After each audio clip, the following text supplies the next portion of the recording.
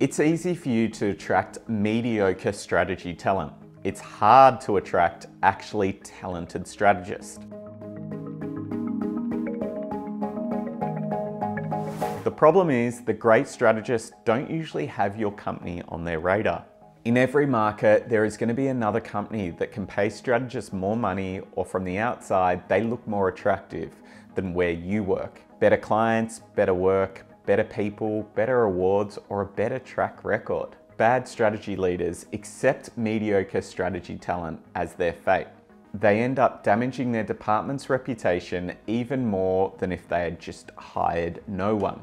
Strategy's value is all about past performance. If you have someone who's bad, then that team is not going to scope strategy on the next project. Therefore, getting a talented strategist is the most important task for a head of department.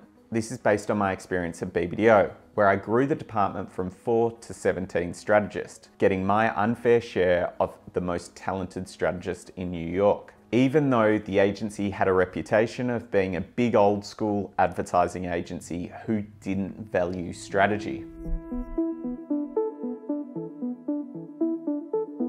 Strategists love a hero's journey. Challenges are key to the hero's journey, and your company's story is no different.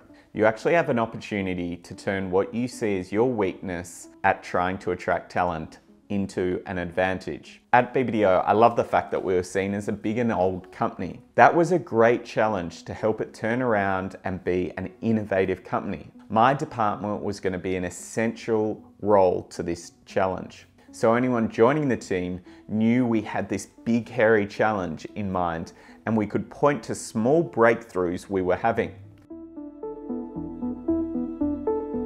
Once the vision is set, you need to work out how this position builds to the story and gets you closer to the vision. Depending on what number higher they are in your department, their role in the story will either be a grow up or a grow out story. The two departments that I built, the hires I made were very different. For BBH, which was a smaller department, I was making hire number 2 and 3 in my team. These hires were playing a grow up story where they would help style the department and the vision that we were building. It also informed the strategy hire. I was looking for someone with a very similar skill set who could create consistency in the output. At BBDO, where we were hiring up to number 17, I had a grow out story, which was looking to find gap players who could help broaden the knowledge of the overall team with new skill sets, and they could learn from the broad skill sets of the whole team. Going into interviews, I had a clear story of the vision and the role of the strategist in the narrative, which allowed me to compete against better companies as I had an attractive story and a challenge for the strategist who would join my team.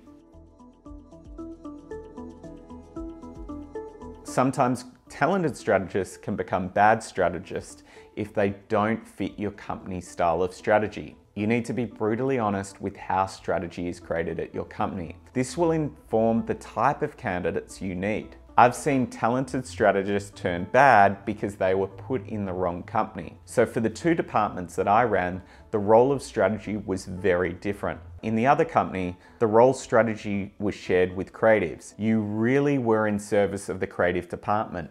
So in that role, I needed to find strategists who were more diplomatic, who knew how to get their way with avoiding conflict.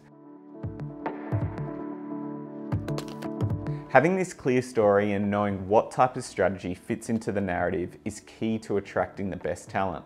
And at the end of the day, how you grow a department with good performance being a catalyst for increasing scopes. If you're looking for great questions to interview strategists, you can check out my list of 100 of the best behavioral questions for strategists in the comments.